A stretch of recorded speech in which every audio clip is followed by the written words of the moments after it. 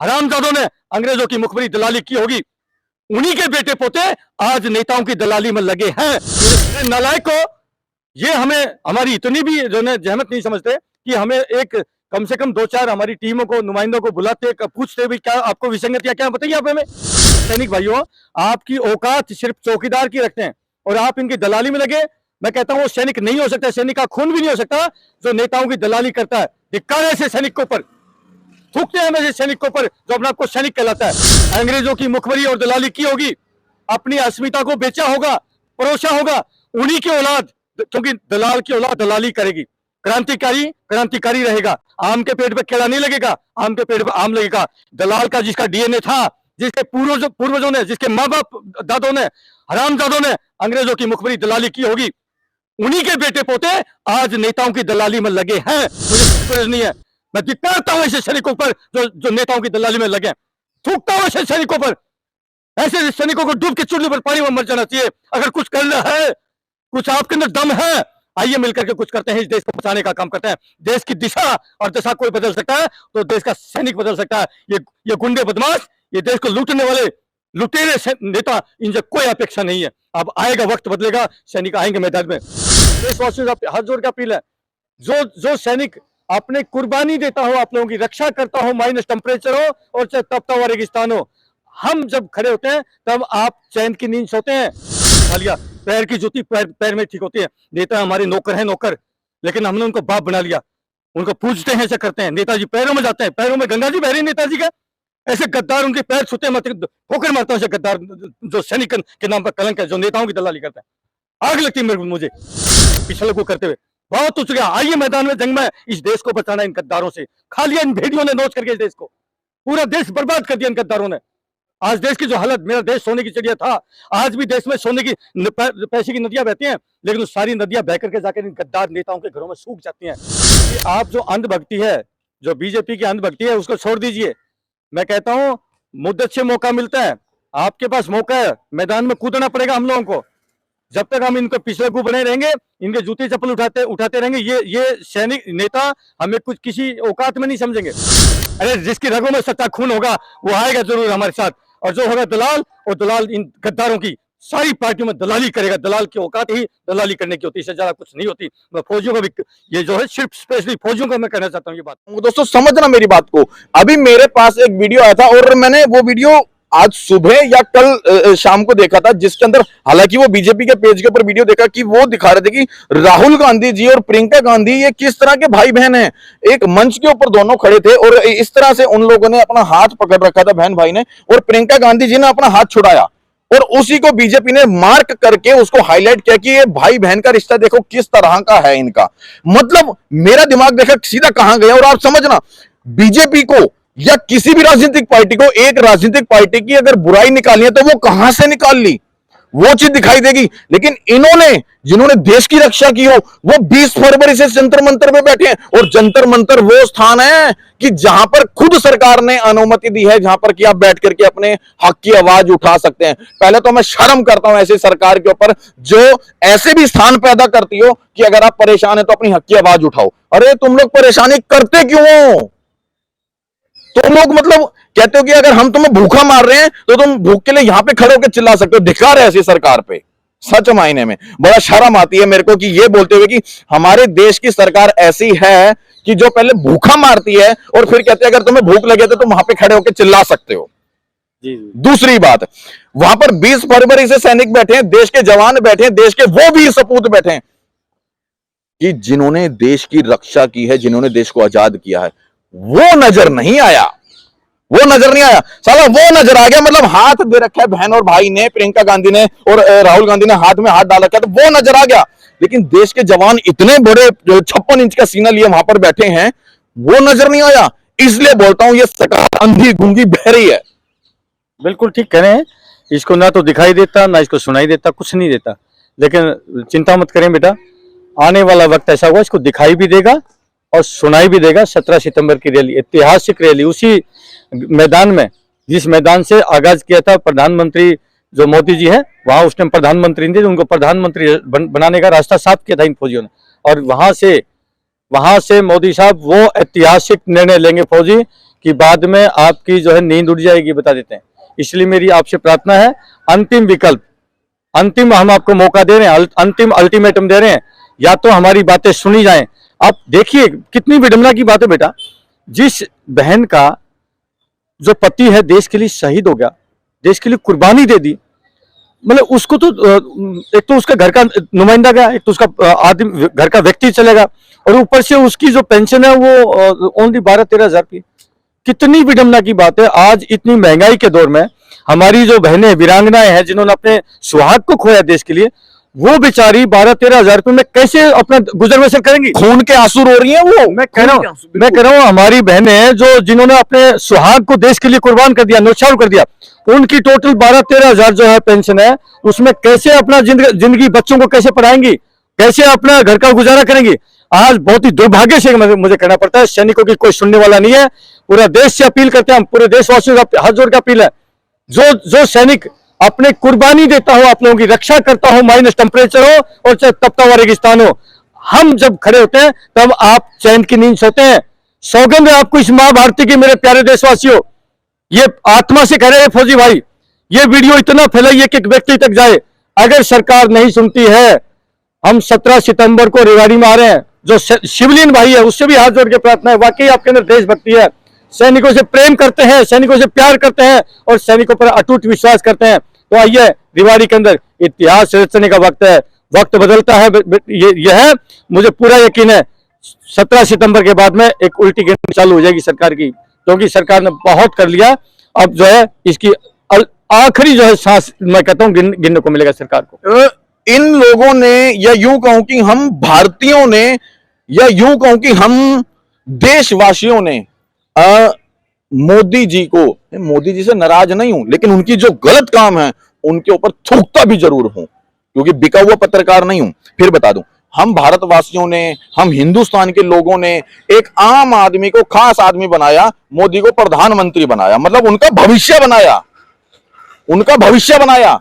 लेकिन उनका जब भविष्य बना दिया, उन्होंने क्या किया? युवाओं का भविष्य छीन लिया, रोजगार नहीं दिया। इन लोगों का जो हक था पेंशन का वो मार लिया, इनका हक छीन लिया, मतलब इनको बेरोजगार बनाया, और इन्होंने आपको आपका हक दिलवाया। हक भी क्या कहूं, आपका तो हक नहीं था, वो किसी का हक नहीं होता, लेकिन इन्होंने ये सोचा कि शायद हमारी ये व्यक्ति बात समझेगा, हमें हमारा जो हक है वो दिलवा देंगे, तो आप लोगों का भविष्य बना, आपको रोजगार दिया। यूं कहूं तो सीधी बात रहा है, किसी को भी हम राजनेता बनाते हैं तो उसको रोजगार देते हैं, लेकिन वो हमारा रोजगार छीनते हैं। सैनिक आदमी दिल का साफ होता है, अगर कोई एक थोड़ी सी अच्छी सी बातें कर देता, हम उसको अटूट जो है एकदम विश्वास कर लेते हैं, पूरा विश्वास कर ले, ब्लाइंडली फेथ करते हैं। मोदी जी ने जब रेवाड़ी में कहा कि ऐसी निकम्मी सरकार जिन्होंने सैनिकों का आज तक हक नहीं दिया है, 40 साल की लटकी हुई मांगे, मैं आते ही पहली कलम से सैनिकों की वो मांगे पूरी करूंगा, लेकिन दुर्भाग्य से कहना पड़ता है आज 10 साल हो चुके हैं। मोदी साहब, आपने जो है बिल्कुल जो अपना वादा किया था उस पर वो बिल्कुल खरे नहीं उतरे। अब सैनिकों ने ये हुंकार भरी है, रेवाड़ी के अंदर 17 तारीख लास्ट वही मैदान होगा, वही सैनिक होंगे और इतिहास रचेंगे। आपको पता चल जाएगा सैनिकों की ताकत क्या है, क्योंकि सैनिकों के साथ पूरा देश खड़ा है, पूरा देश हमारा विश्वास करता है। हम सीमाओं पर खड़े होते हैं तब पूरा देश महफूज रहता है, चैन की नींद सोता है। अब वक्त आ चुका है आपको जागने का, और या तो जाग जाइए या फिर 2024 में तैयारी कर लीजिए, आपको पता चल जाएगा सैनिकों की ताकत क्या। हम पूरे एक एक गांव तक जाएंगे, एक एक व्यक्ति को जगाएंगे कि ऐसे झूठे और गद्दारी करने वाले, झूठा अपने वादा खिलाफी करने वाले ऐसी सरकारों को उखाड़ के फेंकने का वक्त आ चुका है। बस इनसे मैं इतनी बात करूंगा, लेकिन आप लोगों से एक चीज जरूर कहूंगा, जितने भी पूर्व सैनिक भाई मेरे इस वीडियो को देख रहे हैं उनसे एक चीज जरूर कहूंगा, यदि आपको कभी भी और पूर्व सैनिकों को एक करने के लिए कहूं या इनका हक दिलवाने तक के लिए लड़ाई लड़नी पड़े और मुझे मरना पड़े, जेल जाना पड़े, मेरी शरीर की एक एक बूंद खून की और एक एक सांस इनके लिए कुर्बान है, इनके लिए कुर्बान है और आप लोगों के लिए भी कुर्बान है। मैं एक और अपील करूंगा अपने पूर्व सैनिक भाइयों से, जो सैनिक पिछले 7 महीने से देख रहे हैं सरकार ने हमारी संज्ञान नहीं लिया, एक हमारे को इतना भी जहमत नहीं समझी कि कम से कम हमारा एक जो है छोटी सी टीम को बुलाया जाए कि भाई आपकी क्या तकलीफ है। 7 महीने से बड़े बड़े आंदोलन किए, जंतर मंत्र हो, रामलीला मैदान हो, लेकिन सरकार ने जहमत नहीं समझी है। अब मैं उन सैनिकों से अपील करता हूं कि आप जो अंधभक्ति है, जो बीजेपी की अंधभक्ति है, उसको छोड़ दीजिए। मैं कहता हूं मुद्दत से मौका मिलता है, आपके पास मौका है, मैदान में कूदना पड़ेगा हम लोगों को, जब तक हम इनको पिछले को बने रहेंगे, इनके जूते चप्पल उठाते रहेंगे, ये सैनिक नेता हमें कुछ किसी औकात में नहीं समझेंगे। अभी आपने देखा होगा एक जब अग्निपथ योजना आई, जब एक कैलाश विजयवर्गीय जैसी उसकी शक्ल वैसी उसकी स्टेटमेंट थी कि अगर जो रिटायरमेंट होकर आएंगे अग्निपथ वाले, वो बीजेपी के कार्यालयों पर चौकीदार का हम उसको मतलब आप ऐसी आपको सैनिक भाइयों, आपकी औकात सिर्फ चौकीदार की रखते हैं और आप इनकी दलाली में लगे। मैं कहता हूं वो सैनिक नहीं हो सकता, सैनिक का खून भी नहीं हो सकता जो नेताओं की दलाली करता है। धिक्कार है ऐसे सैनिक के ऊपर, थूकते हैं ऐसे सैनिक के ऊपर जो अपने आपको सैनिक कहलाता है। अरे नालायको, ये हमें हमारी इतनी भी जो है जहमत नहीं समझते कि हमें एक कम से कम 2-4 हमारी टीमों को, नुमाइंदों को बुलाते, पूछते भी क्या आपको विसंगतियां क्या बताइए आप हमें, लेकिन नहीं पूछी। और उसके बावजूद भी मैं कहता हूं आप दलाली में कर रहे हो तो ये साबित करता है कहीं न कहीं आपके पूर्वजों ने अंग्रेजों की मुखबरी और दलाली की होगी, अपनी अस्मिता को बेचा होगा, परोसा होगा।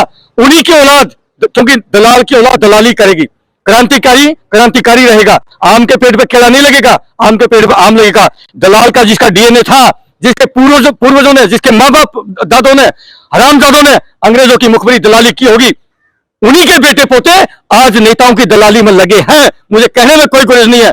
मैं धिक्कारता हूं ऐसे सैनिकों पर जो नेताओं की दलाली में लगे, थूकता हूं ऐसे सैनिकों पर।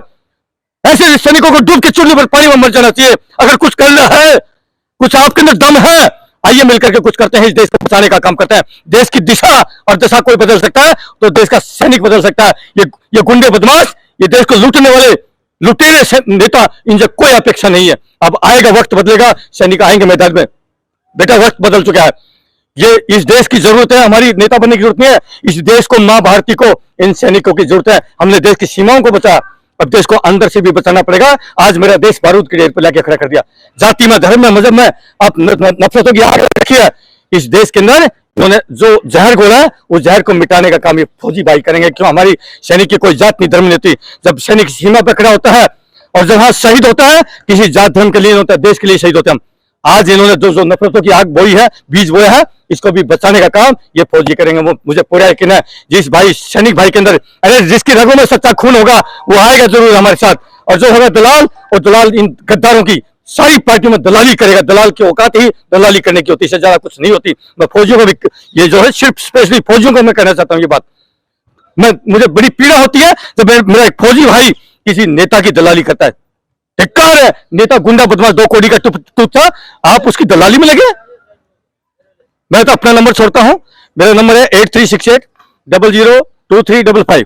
सूबेदार वीर सिंह चौहान मेरा नाम है। और अपील करता हूं, जो सच्चा क्रांतिकारी है, जो जिसकी रगों में सच्चा खून है, इस मां भारती का, अपने माँ बाप का, इस वीडियो को इतना फैलाइए कि पूरे एक सैनिक तक पहुंच जाए। और जो दलाल है, उस दलाल को मिर्ची लगाने के लिए बोला है दलालों को, क्योंकि देश को अगर बेचा, आप सब्जी मंडी में जाइए, सब्जी मंडी में दलाल पूरी सब्जी को बेच देते हैं। आप कहीं किसी महकमे में चले जाइए, जितने अगर आज बेचा है तो दलालों ने बेचा है, अगर देश को भी बेचा तो दलालों ने ही बेचा है। इसलिए दलालों से सावधान हो जाओ। जो दलाल दलाली करता है नेताओं की, उन्हें हरामखोरों ने इनको सिर पर बिठा लिया। पैर की जूती पैर में ठीक होती है। नेता हमारे नौकर है, नौकर, लेकिन हमने उनको बाप बना लिया। उनको पूजते हैं, ऐसे करते हैं। नेताजी पैरों में जाते हैं, पैरों में गंगा जी बह रही है नेताजी का। ऐसे गद्दार उनके पैर छूते मत, ठोकर मारते हैं ऐसे गद्दार जो सैनिक के नाम पर कलंक है, जो नेताओं की दलाली करते हैं। आग लगती है मुझे। वो चीज में आप बहुत अच्छे से समझ गए होंगे कि वाकई इन्होंने जो बोला है वो दिल से बोला है। यार समझने की बात है, देखिए पहले हम लोगों को मुगलों ने गुलाम बनाया, फिर अंग्रेजों ने बनाया, अब इन राजनीतिक पार्टियों ने बना लिया। और जब तक हम इस गुलामी से बाहर नहीं निकलेंगे, तब तक हम कैसे अपने आत्मनिर्भर कैसे बनेंगे। सरकार कहते हैं कि हम आत्मनिर्भर बने, और कैसे बने? हम तो गुलाम हैं, पहले अंग्रेजों के, फिर मुगलों के, और अब इन राजनीतिक पार्टियों के। गुलामी से बाहर निकलेंगे तब जाकर तो आत्मनिर्भर बनेंगे, और जब आत्मनिर्भर बनेंगे तब हम अपना हक मांगेंगे, और जब हक मांगेंगे तो तब हमको हमारा हक मिलेगा। भाई साथियों, आत्मा तो बोल रहा हूं, जिसके अंदर आग नहीं लगी ये वीडियो देख करके ना, उसका खून तो असली हो नहीं सकता। उसका खून असली नहीं हो सकता, वो दूषित खून की औलाद है। मेरी प्रार्थना है, अगर जो क्रांतिकारी है, आइए मिलकर के कुछ नया इतिहास रचेंगे। बहुत हो चुका इन तुच्छ गुंडे नेताओं की पिछले को करते हुए, बहुत हो चुका। आइए मैदान में, जंग में, इस देश को बचाना इन गद्दारों से। खा लिया इन भेड़ियों ने नोच करके इस देश को, पूरा देश बर्बाद कर दिया इन गद्दारों ने। आज देश की जो हालत, मेरा देश सोने की चिड़िया था, आज भी देश में सोने की पैसे की नदियां बहती हैं, लेकिन वो सारी नदियां बह करके जाकर इन गद्दार नेताओं के घरों में सूख जाती हैं। आज गरीब आदमी बेचारे 2 वक्त की रोटी के लिए लाले पर रखे हैं। इसलिए मेरी प्रार्थना है, जो भी भाई क्रांतिकारी है, आपसे प्रार्थना है, ठीक है, क्रांतिकारी है तो आइए मिलकर के कुछ नया इतिहास रचेंगे। बहुत हो चुका है, इस देश की दिशा और दशा अगर बदलेगा तो फौजी बदलेगा। इन नेताओं से कोई उम्मीद नहीं है, कोई आशा नहीं है, क्योंकि हम पिछले 7 महीने से हमने इंतजार कर लिया, लेकिन सरकार ने जहमत नहीं समझी। अब वक्त आ चुका है उल्टी गिनती का सरकार का। इन्हीं सब संशब्दों के साथ जय हिंद, जय भारत, धन्यवाद। चलो यार, कुछ एक बार क्यों ना इतिहास बदला जाए, क्यों ना एक इतिहास नया रचा जाए। जब हम फौजी मिल करके किसी का भविष्य बना सकते हैं तो अपना भविष्य नहीं बना सकते क्या? एक बार क्यों ना 17 सितंबर को इस महारैली के अंदर और महारैली बना करके उन गद्दार राजनीतिक पार्टियों को यह सबक दिया जाए कि सैनिक एक है, जो लोग तुम्हारा भविष्य बना सकते हैं वो अपना भविष्य भी बना सकते हैं और तुम लोगों का भविष्य सड़क पे दोबारा ला भी सकते हैं। बाकी बात अच्छी लगी हो तो वीडियो को शेयर इतना करना ताकि सभी पूर्व सैनिक भाइयों तक ये बात पहुंच जाए और 17 सितंबर की जो महारैली है एक बार वहां पर जरूर जरूर जरूर पहुंचे। जय हिंद, जय भारत।